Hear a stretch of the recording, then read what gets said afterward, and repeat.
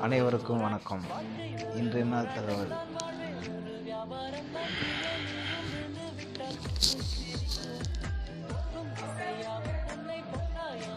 அனைவருக்கும் வணக்கம். இன்றைய நாள் தகவல். உலகில் மிக மிக கோடீஸ்வரர்கள் அப்படின்னு யார் பார்த்தோம் அப்படின்னா, ஆரோக்கியமாக உள்ளவர்கள் மட்டுமே நம்ம சொல்ல முடியும். எக்ஸாம்பிள் சொல்லலாம் அப்படின்னா, இப்போது ஒருத்தவர் கோடிக்கணக்கில் லட்சக்கணக்கில் உள்ள கார் வாங்கியிருப்பாங்க. அதுக்கப்புறம் பெரிய பெரிய பங்களா வீடு இருக்கும்.